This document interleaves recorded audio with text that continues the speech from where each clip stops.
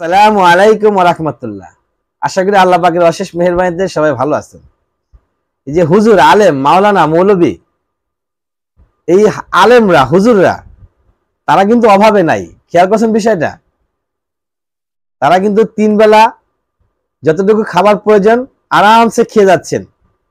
তাদের পোশাক আশাক আপনি দেখবেন সর্বদাই পরিষ্কার পরিচ্ছন্ন, চকচকে, ফ্রেশ, এবং তাদের কথাবার্তা, চলার স্টাইল, কোনো প্রকারের টেনশন, কোনো প্রকারের ভয়, আতঙ্ক, অভাব তাদের চেহারার ভিতরে নাই বললেই চলে, কথার ভিতরে নাই বললেই চলে। দেখলে মনে হবে যে তারা পৃথিবীর সবচেয়ে সুখী মানুষ। আসলে তাই, আসলেই তাই, তারা পৃথিবীর সবচেয়ে সুখী মানুষ। তারা কিন্তু স্যালারি পায় অল্প। একজন মসজিদের ইমাম সাহেব, মুয়াজ্জিন সাহেব, খতিব সাহেব, বাংলাদেশের 95% মসজিদের ইমাম সাহেব যে টাকা স্যালারি পায়, সাধারণ কোনো মানুষ যদি ওই টাকা স্যালারি পেত তাহলে তার সংসার চলতো না। সে 3 বেলা খেতেই পারতো না। পোশাক আশাক, তার সন্তানের খরচ, তার পিতামাতার খরচ, এটা তো আদৌ সম্ভব ছিল না। কিন্তু একজন ইমাম সাহেব, একজন মুয়াজ্জিন সাহেব, একজন খতিব সাহেব ওই টাকা দিয়েই সে তার সংসার চালাচ্ছে, তার সন্তানের ভরণ পোষণ করতেছে, তার পিতামাতার ভরণ পোষণ করতেছেন। কারণ কি? কারণ হচ্ছে বরকত। কারণ হচ্ছে বরকত, অকল্পনীয় রিজিকের ব্যবস্থা। আমি প্রায় সময় বলি, আমি না শুধু, বাংলাদেশের অনেক আলেম ওলামারা আছে, তারা জিকিরের কথা বলে। বিভিন্ন ধরনের জিকির, সুবহানাল্লাহ, আলহামদুলিল্লাহ, লা ইলাহা ইল্লাল্লাহ, আল্লাহু আকবার, আস্তাগফিরুল্লাহ, তারপর হচ্ছে আল্লাহর 99টি নামের ফজিলত, সূরা ফাতিহার ফজিলত, তারপর হচ্ছে আপনার সূরা ইখলাস, এ ধরনের অনেক ছোট ছোট জিকির আছে, ছোট ছোট দোয়া আছে, ছোট ছোট সূরা আছে, যেগুলোর মাধ্যমে যদি আপনি নিয়মিত অনুসরণ করেন, যেগুলাকে নিয়মিত পাঠ করেন, নিয়মিত আপনার চর্চার ভিতরে এগুলাকে রাখেন এবং আল্লাহর কাছে প্রার্থনা করেন, আল্লাহ পাক যে কোত্থেকে দিবে, গায়েব, সেই গায়েব থেকে আল্লাহ পাক আপনাদেরকে দিয়ে দিবে।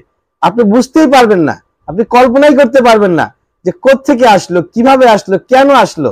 সেটা অকল্পনীয়, যেটা বিশ্বের আলেম সমাজ সেই সুযোগটা গ্রহণ করতেছেন এবং সেই আলেমরা আমাদেরকে বারবার বারবার বলতেছেন যে এটা পড়ো, আস্তাগফিরুল্লাহ পড়ো, লা হাওলা ওয়ালা কুওয়াতা ইল্লা বিল্লাহ পড়ো, পরে আল্লাহকে চাও, আল্লাহ গায়েবী ভাবে দিয়ে দিবে।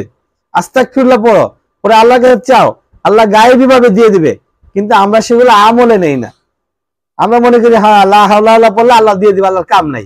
আস্তাগফিরুল্লাহ পড়লে আল্লাহ দিয়ে দিবে। কোনো আমি ইনকাম সোর্স নাই, আমার কোনো ব্যবস্থা নাই, ব্যবসা নাই, চাকরি নাই, আমার কৃষিকাজ ভালো হচ্ছে না, আল্লাহ আমার এমনি দিয়ে দিবে না। আমাদের এই ধরনের চিন্তা ভাবনা আছে মনের ভিতরে। আমাদের মাইন্ড ডেভেলপ আমরা করতে পারতেছি না ইসলামিক রুলস অনুযায়ী, কিন্তু আমাদের আলেম সমাজ সেটা করে ফেলেছে। আর সেজন্য সে আলেমদের চেহারা আপনি দেখেন, তাদের কথাবার্তা, তাদের চালচলন, তাদের স্টাইল দেখলে মনে হবে যে সে হিউজ পরিমাণ অর্থের মালিক, তার মতো পয়সাওয়ালা ধনী ব্যক্তি নাই বললেই চলে, এবং তার চেয়ে সুখী কেউ নাই বললেই চলে। এই কথাটা কিন্তু 100% সত্য। মসজিদের ইমাম সাহেব, খতিব সাহেব, মুয়াজ্জিন সাহেব, মাদ্রাসার শিক্ষকরা, এদের চাইতে সুখী পৃথিবীতে আর কোনো মানুষ নাই। কারণ তারা ওই যে গোপন ভাবে আমল করে, গোপন ভাবে গায়েবী সাহায্যের মাধ্যমে তাদের জীবন আরামসে পরিচালনা করতেছে। আমরাও পারি, আমাদেরকে আলেমরা শিখাচ্ছেন, কিন্তু আমরা আমলে নিচ্ছি না। আমরা চেষ্টা করবো ইনশাআল্লাহ বেশি বেশি আস্তাগফিরুল্লাহ পড়বো, লা ইলাহা ইল্লাল্লাহ পড়বো, সুবহানাল্লাহ, আলহামদুলিল্লাহ, লা ইলাহা ইল্লাল্লাহ, আল্লাহু আকবার, লা হাওলা ওয়ালা কুওয়াতা ইল্লা বিল্লাহ, সুবহানাল্লাহি ওয়া বিহামদিহি, সুবহানাল্লাহিল আযীম। এই ধরনের এই যে জিকিরগুলো আছে নিয়মিত পাঠ করব এবং মহান রব্বুল আলামিনের কাছে প্রার্থনা করব। আল্লাহ পাক আমাদেরকে অবশ্যই এমন ভাবে সাহায্য করবেন যেটা আমরা কল্পনাও করতে পারবো না। ওয়া আখির দাওয়ানা আলহামদুলিল্লাহি রাব্বিল আলামিন।